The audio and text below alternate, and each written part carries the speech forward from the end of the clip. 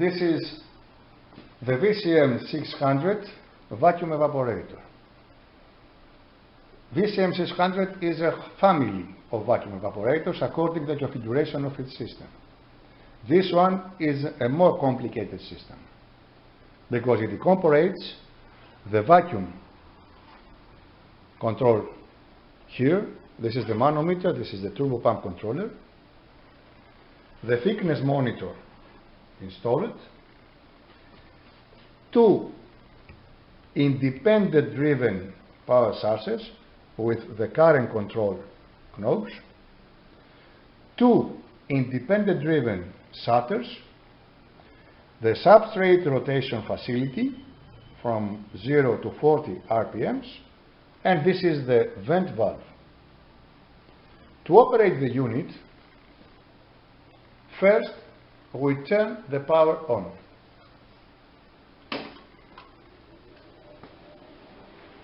We observe that the thickness monitor does not operate, and the red light here that is the water is light on. The thickness monitor operates only when the appropriate pressure of the water is connected to the system in order to protect the crystal head from overheating. Now we have here the protection guard. Moving the protection guard, we are going to open the vacuum sampler. Here we moving the glass bell jar.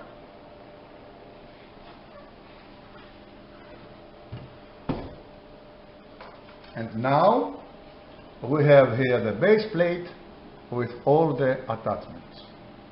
We observe that we have two shutters over each thermal source. We have the thickness monitor, here crystal head. We have the substrate holder and the substrate rotation mechanism. To work with loading the filaments or the bolts, we must to open the shutters, activating the knobs. Now we have the two shutters open, and we have a bolt, a tungsten bolt, and a tungsten filament. We can place here the material for evaporation or the metal pieces here. When we load these two sources, we are ready to evaporation.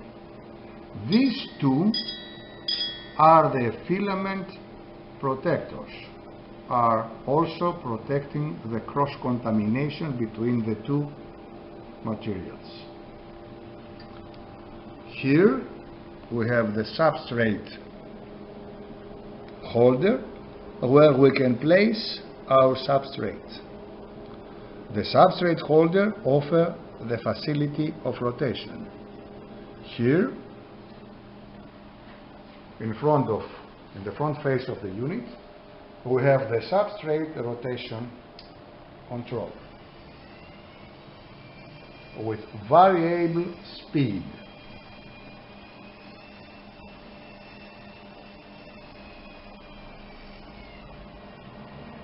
This helps us to have the better uniformity in the system.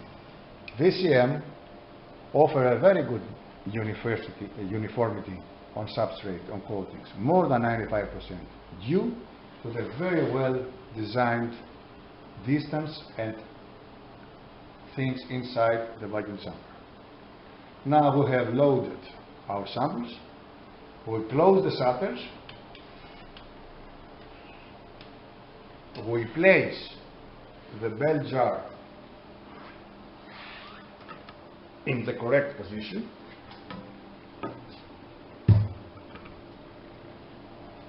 We place the protection guard in the correct position. And we are ready to start evaporation by activating the vacuum system. For this purpose, we activate the RAF pump by turning this switch. Soon, we will observe the pressure that goes to lower values.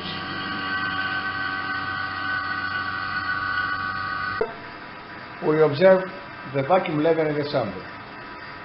As soon as the vacuum level falls below 10 millibar, we can activate the turbo pump.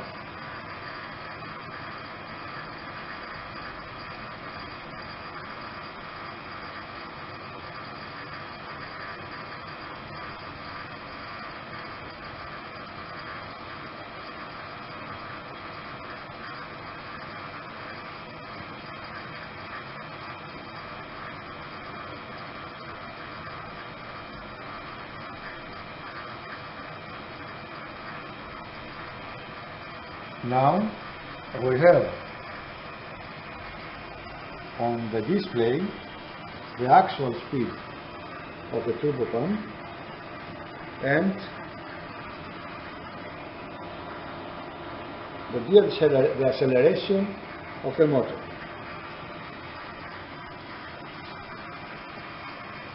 We will observe here how fast the turbo pumps drive the system in lower vacuum levels.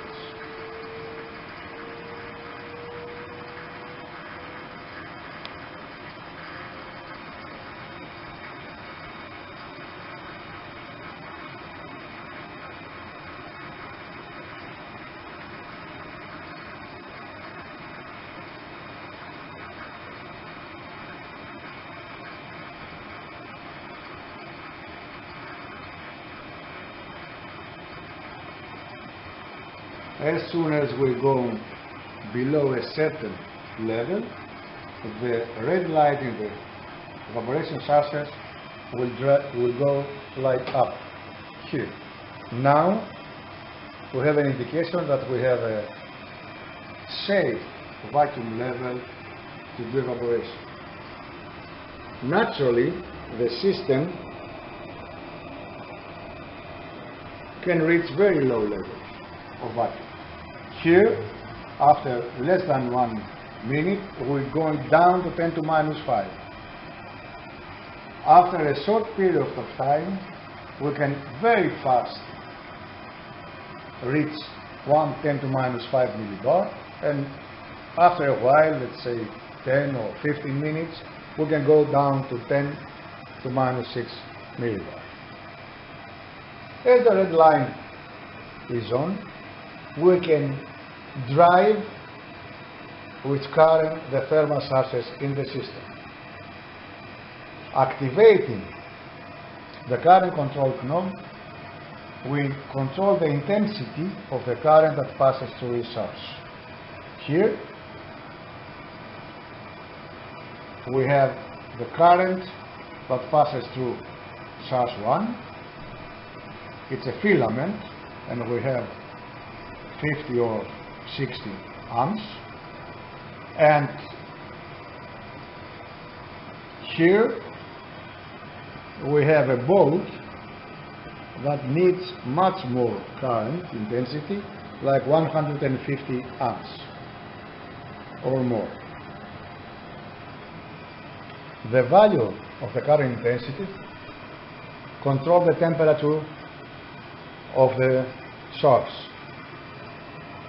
As soon as the temperature reaches the desired value that we have, we can start deposition by opening the shutter.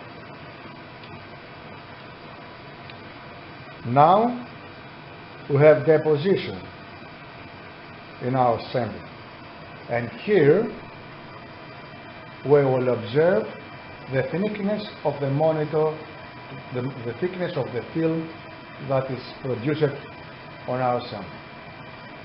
As soon as the thickness reaches the desired level, we close the shutter, the deposition stops, and then we minimize the current in the source. Of course, we can use the substrate rotation facility to improve the quality of the thin film that we produce on our sample. The thickness on our sample is measured through the crystal, the quartz crystal head inside the sample. Finishing the deposition, we can wait for the turbo pump to stop. We use two different sources, independent driven, for allow us to evaporate two different type of materials without breaking the vacuum. For example, it's very easy for us to have in thermal source number 1 chromium and in thermal source number 2 gold. We use chromium to produce a very thin, thick level, a very thin film that has a very good adhesion on the substrate. Then we use gold to produce the desired thin film. Finishing evaporation, we turn the turbo off. Here we are less than 2 minutes and we have 2.9 10 to minus 5 millibars in less than 2 minutes. The system is extremely fast. We turn the turbo pump off and using the variable leak vent valve, we can start venting the system in a way that the deceleration value presented on the turbo pump controller is not more than 300. This is a big number. It's not more than 300 RPMs per second. This way we can vent the system faster. It is recommended to use as a venting gas nitrogen, dry nitrogen, as this protects all the environment of the vacuum sample. After finishing and stopping the turbo pump, we can still evacuate the system until we reach the atmospheric pressure. Then we stop the RAF pump and after a while we open the sample. Now we have our sample with the thin film on it.